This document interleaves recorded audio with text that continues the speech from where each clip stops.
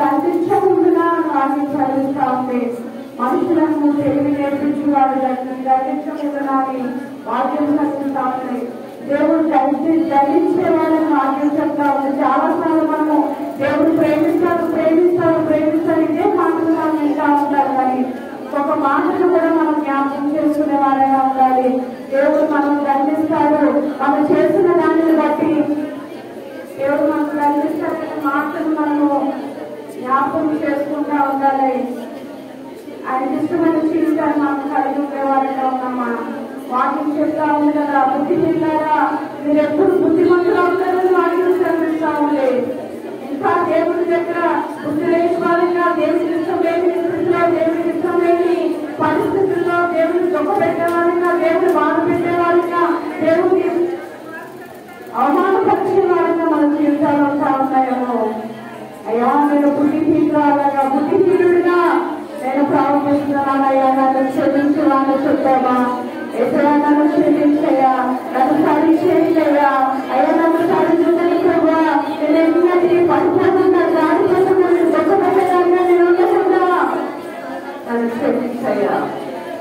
వాటిని చెప్తా నన్ను ఆలోచన గ్రంథులని ఎవరో తెలుసుకుని ఉన్నారని వాటిని చెప్తా ఉంది. నిజమే, మన ఆలోచన ప్రకారం మనం వెళ్తా ఉంటాం, మన ఇష్టాల ప్రకారం మనం చేస్తే దేవుడిని నిందిస్తా ఉంటాం. చాలా సార్లు దేవుని ఇష్టమైన ఆలోచన మనం కలిగి ఉండేవాళ్ళగా ఉంటున్నామా? ఇష్టం వచ్చిన ఆలోచనలు చేస్తున్నామేమో.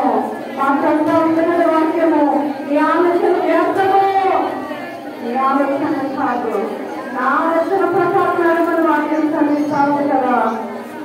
నీ ఆలోచన జీవితంలో కొంచెం నెరవేర్చడానికి సహాయం చేయవా?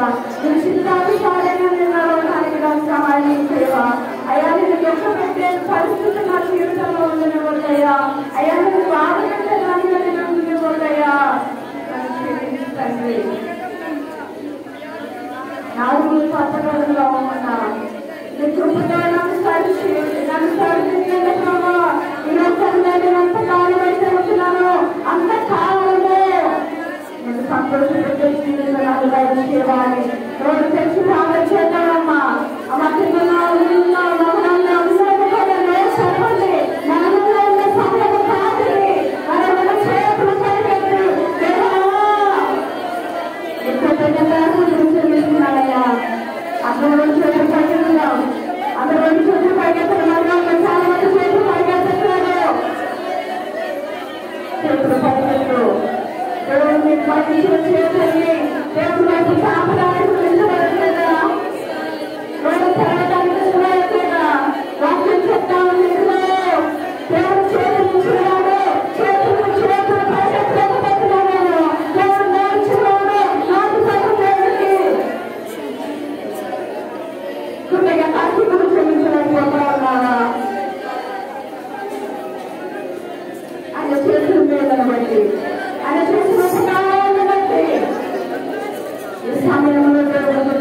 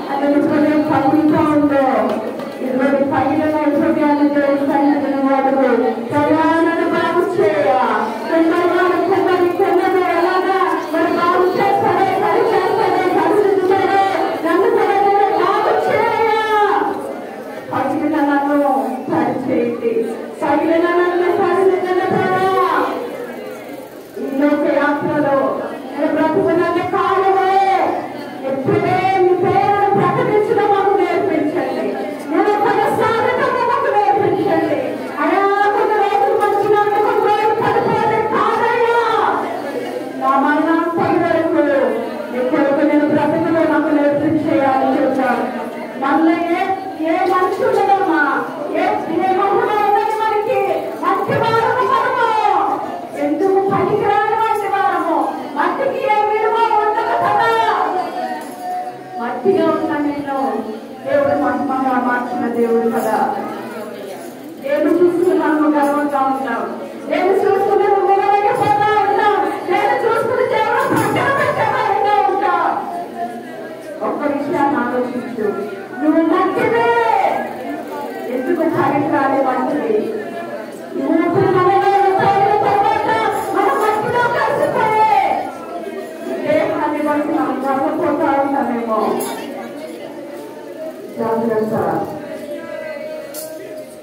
దేవుడు తన మహిమను మనకి ఇచ్చి ఒక విలువను మనకి ఇచ్చినప్పుడు ఆ విలువను మనం కాపాడుకోగలుగుతున్నామా? ఇద్దరు బాప్తిస్మం తీసుకునేలాంటి మాట మాట్లాడుతున్నామన్నప్పుడు, నువ్వు బాప్తిస్మం తీసుకునేలాంటి పనులు చేస్తున్నావన్నప్పుడు, నువ్వు బాప్తిస్మం తీసుకునే అబద్ధాలు ఆడుతున్నావన్నప్పుడు, నువ్వు బాప్తిస్మం తీసుకుని నువ్వు ఇష్టాలు కోరలు దృశ్యాలు చూస్తా ఉన్నప్పుడు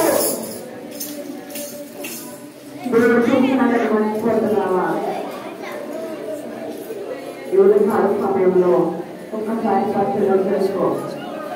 ఆడవాళ్ళు ఎప్పుడు మాట్లాడద్దు, దయచేసి జాగ్రత్తగా. ఆడవాళ్ళు ఎవరు మాట్లాడదు, పాట పాడదు, కానీ మగవారు మాత్రమే, కేవలం మగవారు మాత్రమే ఈ మాటలు నాతో పాటు బతకండి.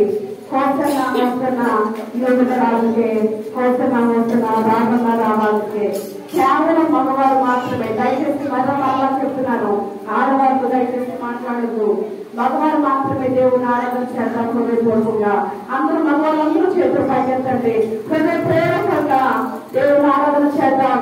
కోసన్న చాలా సింపుల్ మాట, 2 మాటలు. కోసన్న యోగరాజుకి, కోసన్న రాజున్న రావాలకే. ఈ 2 మాటలు మగవాళ్ళందరూ కలిసి మరి మాటలు కలుద్దాం. మిగతా వాళ్ళెవరు మాట్లాడద్దు, ఆడవాళ్ళు మగవారు మాత్రమే. మీ అందరూ మాటలు నాకు వినిపించాలి. ఐదాష్, కాశ్మీ, జోష్, మనోజ్, శరేష్, విజయబాబు,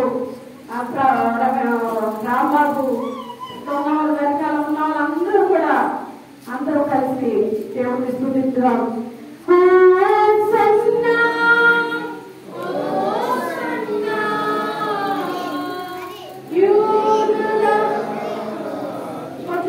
కొంచెం గట్టిగా